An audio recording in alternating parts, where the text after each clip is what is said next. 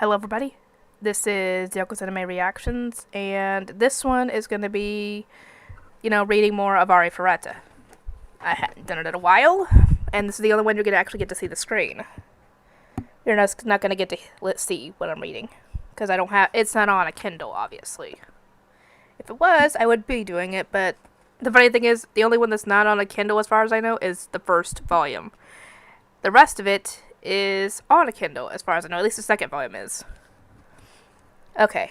Chapter 1. Summoned to another world with a commonplace class. Hajime, who'd covered his eyes with both hands and kept them tightly shut, slowly realized that the people around him were muttering something, and he timidly opened his eyes. He was struck dumb at the sight of his surroundings. The first thing his eyes registered was a massive mural. The mural, which stretched 10 meters long, depicted a faintly smiling figure whose gender seemed undeterminable, wreathed in a halo, their blonde hair flowing freely behind them. Behind them in the background were plains, lakes, and mountains. The figure had both arms spread wide as if trying to grab hold of all of it. It was a truly beautiful, awe-inspiring work of art, but for some reason Hajime felt chills run down his spine as he gazed upon it, and he soon averted his eyes.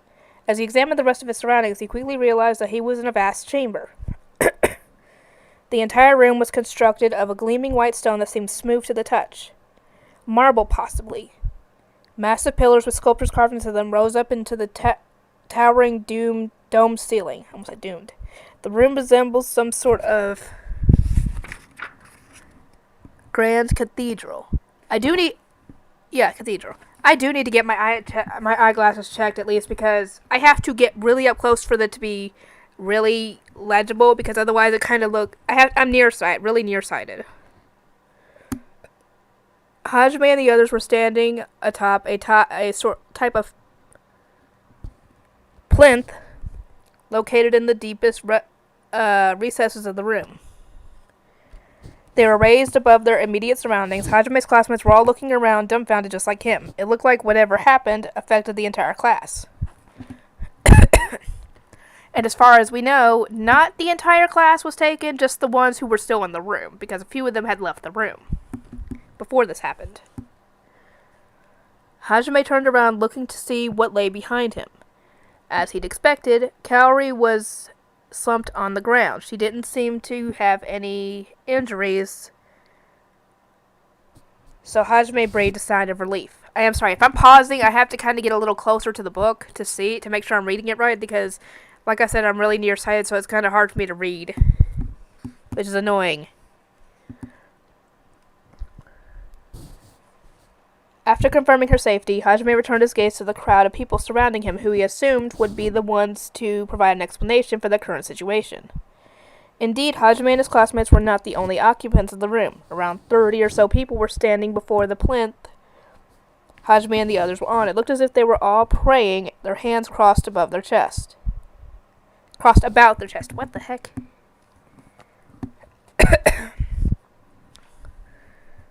They were all clad in white robes, decorated with gold embroidery. At their sides was something resembling a bishop's staff.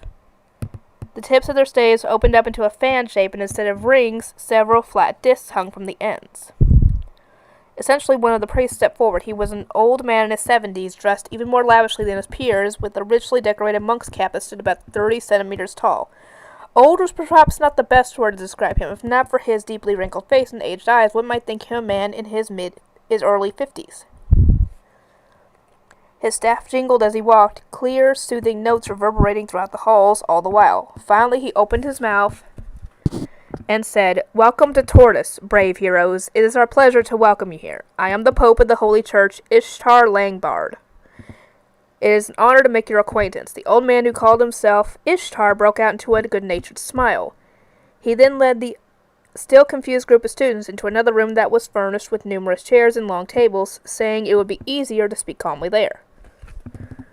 I swear to God, I'm having to get, real up close for it to look normal, I guess you could say, with how the boards look.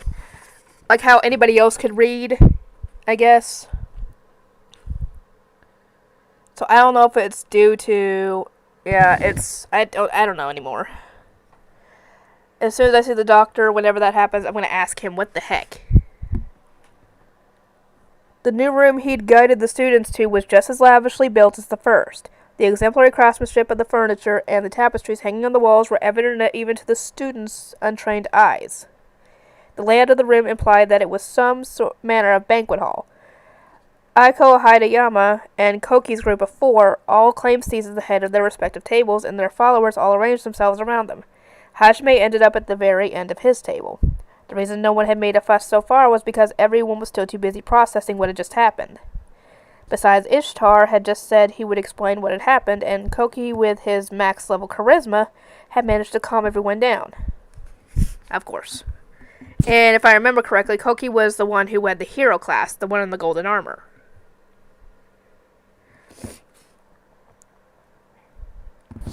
Aiko-sensei had tears in her eyes as she watched a student do what should have been the teacher's job. Poor thing.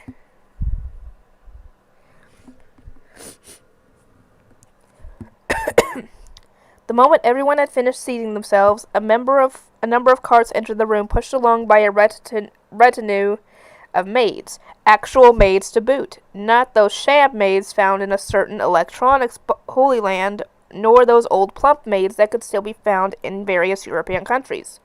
They were bona fide maids, the kind every man dreamed of meeting. Oh, please.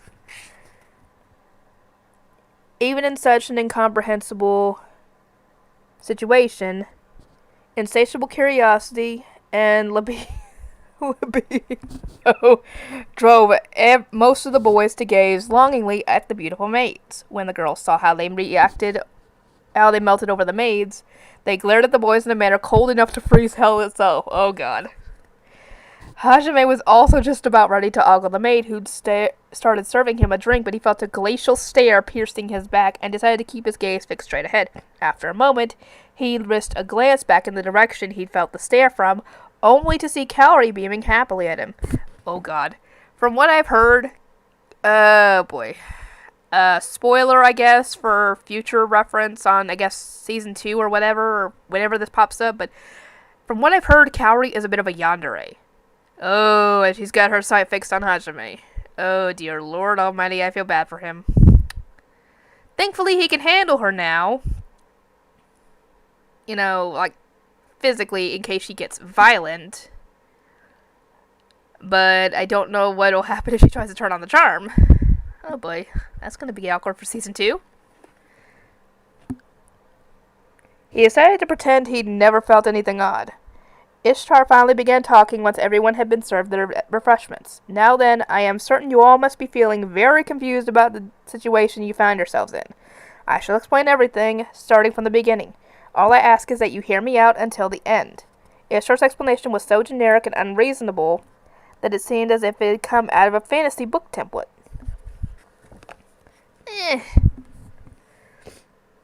But yeah, as soon as it gets to where they're in the dungeon, we're gonna be getting into stuff that is not featured in the anime. So there will be spoilers for stuff that happened and didn't happen in the anime. It happened, but it didn't show it. Because from what I've seen in this book, I've already finished this whole book. I read it on my own.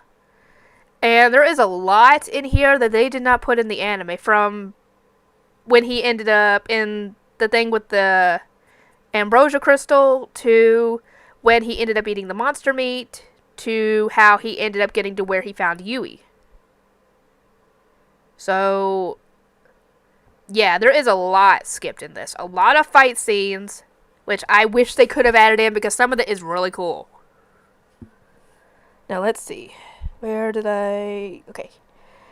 In short, this was what he said. First, that this world was called Tortoise. Within Tortoise lived 3 different races. Humans, demons, and demi-humans. Humans resided in the northern half of the continent, demons on the southern half, and demi-humans far to the east within a massive forest. Humans and demons had a strained relationship, having been in war for hundreds of years. Though demons lacked the sheer numbers humans possessed, Their individual strength far surpassed that of most humans, balancing out the difference nicely. Both sides were currently locked in a stalemate, and a major battle hadn't broken out in decades. However, there had been disturbing movements among the demons as of late, namely the fact that they had managed to tame monsters. Monsters were supposedly wild animals that had undergone a magical metamorphosis after having mana poured into them. Though it seemed that humans had yet to fully understand the biology of monsters, so they weren't quite sure. That would make sense considering the monsters that Hajime encounters, the bunny, the bear, the wolves, they were probably originally regular animals until mana was poured into them. So, yeah.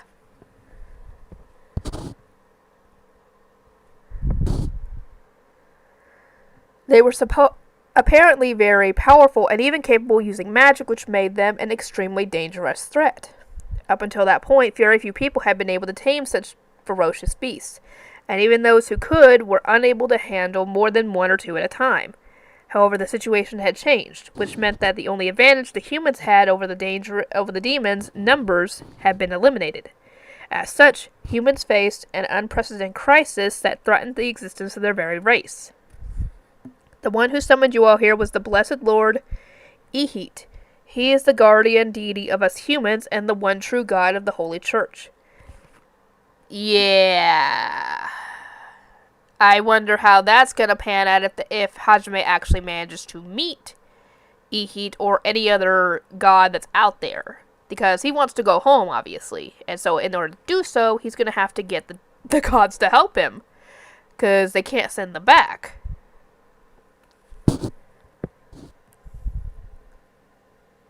The supreme ruler who created the world itself. I suspect Lord Ihit grew aware of our plight. He realized that humanity was doomed to annihilation, so he summoned you here in order to prevent such a disaster. You heroes are humans from a world greater than ours, and therefore carry within you strength that surpasses the humans of this world. Ishtar paused for a moment before continuing hesitantly. Or, at least, that is what was shown to me in a divine revelation. So essentially, Ishtar's kind of like, I guess, the Pope, if you want to use regular terms. Regardless, I implore you all to do as Lord Ihit has willed you. Please defeat the demons and save the human race from destruction. He seemed almost in a trance as he said that. He had to have been remembering the time he received that divine revelation. According to Ishtar, over 90% of humans revere... Dang it, hang on. I think I messed up. There we go. Revered the creator god Ihit, and those who received his divine visions were without exception given high-ranking positions in the Holy Church. As Hajime was mulling over how twisted a world must be for people so to happily believe in the will of God without question, and how dangerous such a belief was, someone stood up and began boldly protesting Ishtar's words, that someone was the teacher Yoko. Yeah. Freedom of religion is one thing, but essentially this is kind of like a... Correct me if I'm wrong on this, but this is kind of like the... Hang on, let me move this so that way it doesn't turn off. Shoot. I think it was the Catholics discriminating against the Protestants way back when. Let me know if I'm wrong. If there's a similar situation that this is kind of based on, let me know what it is in the comments. You can't possibly be serious. You're telling these children to go fight in a war. That's absolutely unacceptable. As a teacher, I cannot allow it. Send us back right this instant. These kids all have families back home who must be worried sick. You can't just kidnap them like this. Each of her words dripped with rather evident anger. Aiko, the mid-20s social studies teacher, was very popular with the kids. She stood only 140 centimeters tall with a baby face, her hair kept in a neat bob cut. Her childlike appearance, as well as her tendency to run around doing everything she could for the sake of her students, although most of her efforts were for naught, had endeared her to many. The gap between how hard she tried and how helpful she actually ended up being had made most of the students see her as a kid that needed to be protected, more than an adult to be respected.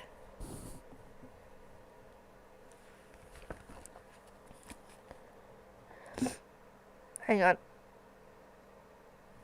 Trying to find where I ended up because it just how it's on the book.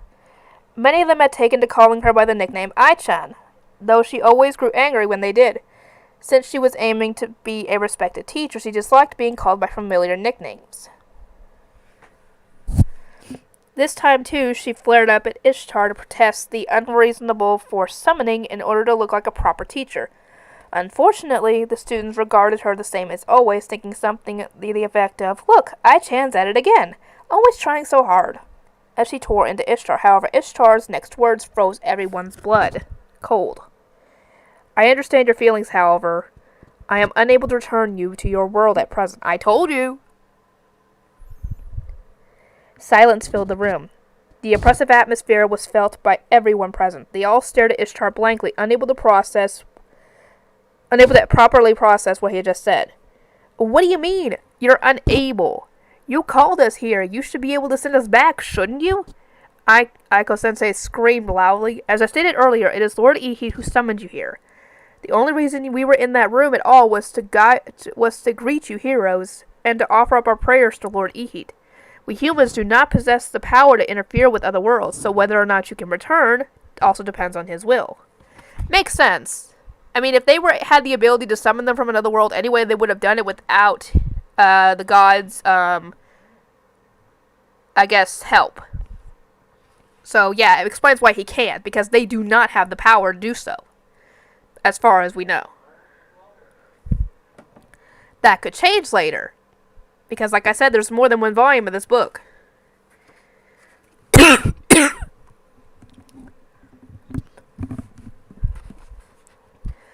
Oh, and, I think this book ends at,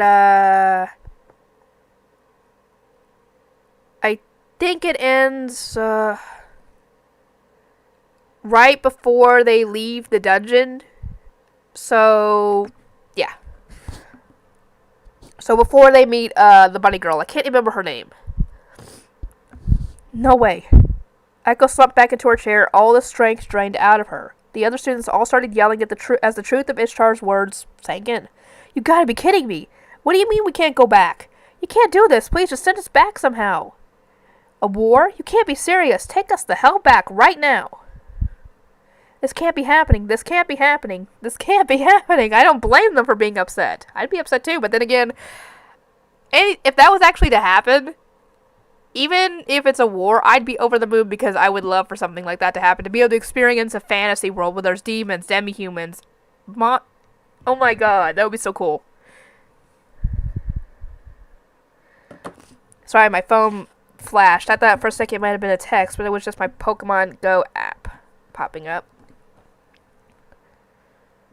The entire class fell into a panic. Hajime was shaken by this development as well, but because he was an otaku, he had at least seen countless books and games that had the same premise, which was why he was able to determine that it was not the worst possible scenario. It wasn't. I mean, you'll eventually get to go back home.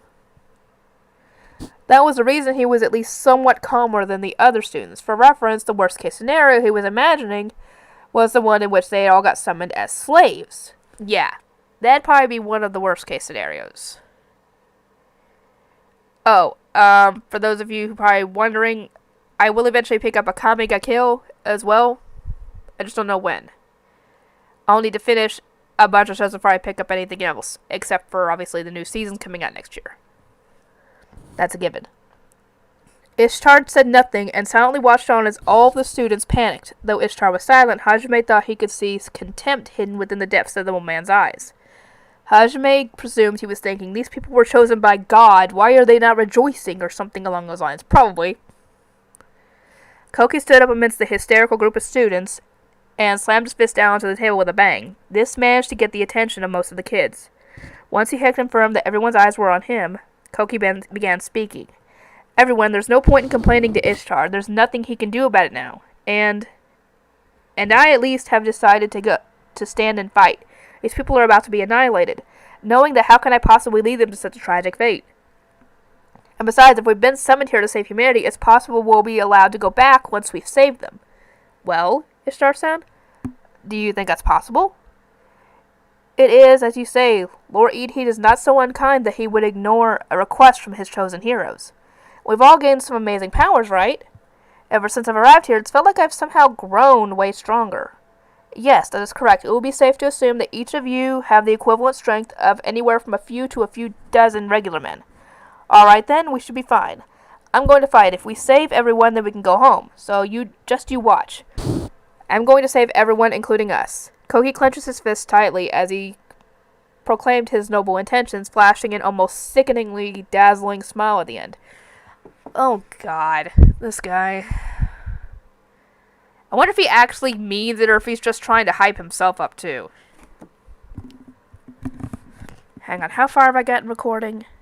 Because I was going to record this and then edit and then let it render while I took a shower. I'll record a little more. At the same time, his overwhelming charisma started taking effect. Students who were despairing mere moments ago began to regain their sense of empowerment, or a sense of composure. Ugh. They all looked at Koki with wonder as if they were staring at hope itself. Most of the female students had adoration mixed into their gaze as well. Heh, knew you'd say that. Still, I'd be worried letting you go off on your own, which is why I'm coming with you. Ryutaro? Looks like that's the only choice we have right now. It pisses me off that we don't get any real say in the matter, but I'll help too. Shizuku? If Shizuku-chan's going to fight, then I will too. And that was Kaori. The usual group of friends all chimed in with their support for Koki. Swept along by the flow, the rest of the students naturally all agreed to fight as well. Aiko-sensei was in tears as she ran between her students, imploring them to stop. However, she was ultimately powerless, completely unable to keep Koki's charisma from infecting the rest of the class.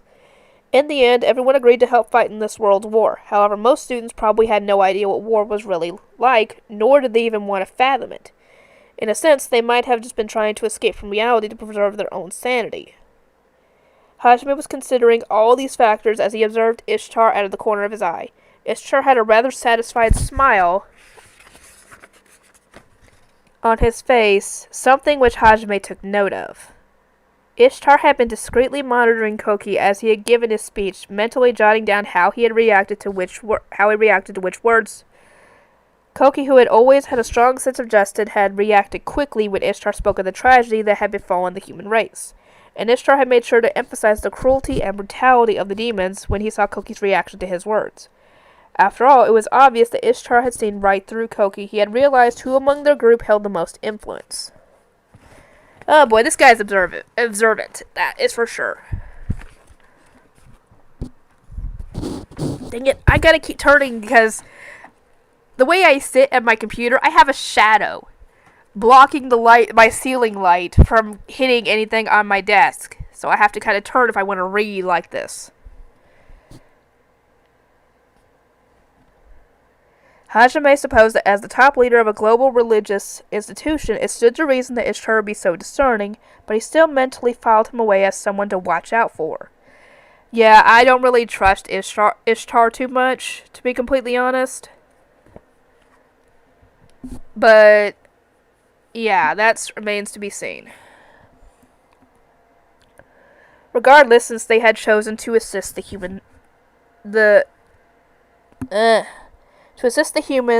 in their war, they now needed to learn how to fight. No matter how amazing their newfound powers were, they were still high school students that had been living in the peaceful country of Japan. It would have been impossible for them to just start fighting against demons and monsters without any training, which is to be expected.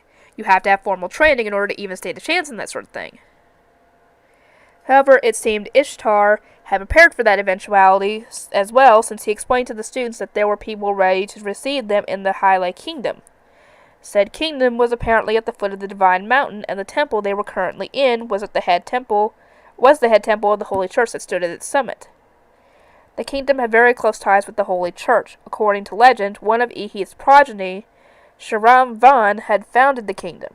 Of all the human kingdoms, it was apparently the one with the richest history. The fact that the church's most sacred temple was in the kingdom's backyard and spoke volumes about how deep their connection ran.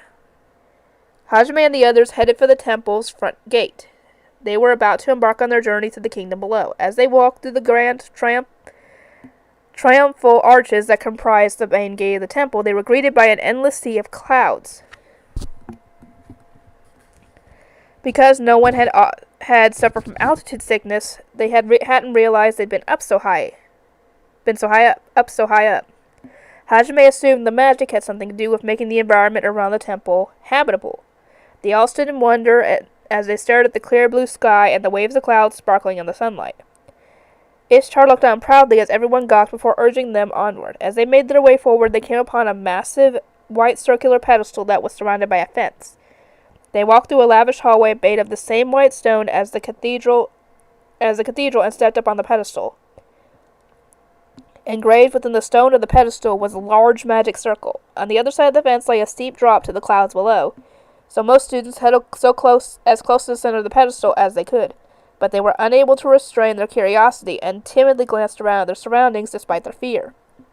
As they were looking around, Ishtar began to chant. Faith is the key that opens the road to heaven. Celestial path. The magic circle began emitting a blinding light as he finished chanting. The entire pedestal began gliding down towards the ground as if attached to some invisible cable. It appeared that Ishtar's chant had been an activation signal of sorts. It functioned exactly like a fantasy car cable car.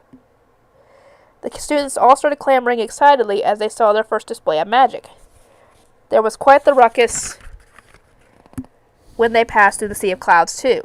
Once on the other side, the students could finally make out the ground below. Directly below them was a huge city, or rather a small kingdom. A huge castle that looked as if it were jutting out of the mountainside lay at its center, while the rest of the city spreading outward in a circle. The capital city of Hyle. The magical cable car seemingly ran from the holy church down to the roof of one of the castle's towers through some aerial path. Hajime smiled sardonically at the extravagant theatrics. The entire journey had clearly been crafted to resemble God's disciples descending down from heaven, or some such feat. It was quite likely that with a display so ostentatious, some of the more ardent believers would come to worship not just Hajime and his companions, but the priests of the order who had escorted them down as well. Hajime recalled what he had read in history books about pre-war Japan, a time when religion and politics were very closely tied to each other. And it was those very ties that had brought about a great tragedy. In the end, it was quite possible this world was even more twisted than ancient Japan was. After all, this was a world in which a supernatural being, powerful enough to interfere with other worlds, existed. It wouldn't have been surprising at all if the whole world literally revolved around God's will. Great. Hang on, I'm trying to adjust my headphones and my glasses. Maybe that will help. This entire world, including everyone's chances of returning home, all rested in the palm of God's hand. As the outline of the capital grew more detailed, Hajime felt an inexplicable sense of unease well up inside him. He shook away the oppressive thoughts and reminded himself that he had to focus on doing what he could for the time being. The moment they landed atop the royal palace, Hajime and the others were escorted to the throne room. The hallways they passed on their way were every bit as ostentatious as the temple had been. Along the way, they passed by knights, servants, maids, and government officials. Everyone who passed gazed at the students with a mixture of awe and wonder. It seemed that most people were aware of who the students were. Hajime's sense of unease continued to increase, and he furtively followed behind everyone at the end of the procession. Ishtar and the party of heroes finally found themselves standing before a pair of massive double doors, into which numerous beautiful designs had been engraved. 2 guards were standing at attention on either side of the door, and they loudly announced the group's arrival to whoever was waiting within. Then, without waiting for a reply, they swung the doors open. Ishtar leisurely passed through the entrance, clearly at ease. All the students timidly followed behind him, with the exception of Koki and his friends, who were seemingly unaffected by the splendor surrounding them. Within the room stretched a long red carpet that ended at the far wall. At its end lay a magnificent chair, or rather, throne. Standing in front of the throne was a middle-aged man who radiated an aura of solemn dignity. Next to him was presumably the queen, and next to her were a boy and girl, both with blonde hair and striking blue eyes. The boy, who was the younger of the two, seemed no more than 10 years old, while the girl must have been around 14 or 15. On the left side of the carpet was a line of soldiers, all clad in armor and uniforms. On the right, a line of civil officers. Altogether, there were probably around 30 people waiting in the room. Once they were directly before the throne, Ishtar left the students and went to stand beside the king. He then proffered his hand to the king, who took it in reverently and kissed it with the slightest brush of his lips. It looked like the Pope was even more important than the king. Hajime sighed inwardly. It was now certain that God ran the kingdom. Yep, most likely. A flurry of self-introductions followed after that. The king's name was Elihide S.B. Highlight, and his wife, the queen, was called Luluaria. The blonde boy is the Prince Lundel, and the girl is the Princess Liliana. Liliana is the only normal name.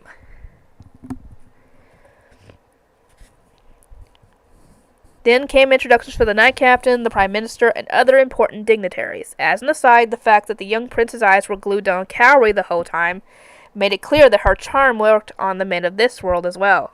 Oh, great. Once the introductions had finished, a huge feast was laid out, and the students were able to enjoy the dishes of a parallel world. Though for the most part, it wasn't very different from Western food back on Earth. The pink sauce and rainbow-colored drinks that were sometimes brought out was especially delicious. Prince Lundel spent most of the meal talking with Cowrie, and all the other boys stared at them worriedly. Hajime secretly hoped the brunt of their jealousy would move away from him and on to the prince instead, though he didn't really expect a 10-year-old boy to have much of a chance with Cowrie. Well, the kid is a prince. If he wanted to, he could have Cowrie. All he had to do was just mention it to his father. And if the Pope was okay with it, then yeah. After they finished their meal, Hajime and the others were introduced to the instructors they would be training with in return for being clothed and fed by the palace.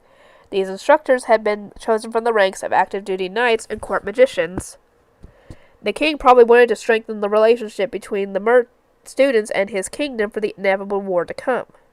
Once dinner and introductions were finished, everyone was led to their own individual rooms. Hajime was certain he wasn't the only one who was dumbstruck by the huge canopy bed he found in his room. The room was so luxurious that he couldn't fully relax, but he'd already experienced quite the hectic day, so he was tired. He flopped down on his bed and fell asleep almost instantly as the tension drained out of him. Okay, I think I'm going to end that here.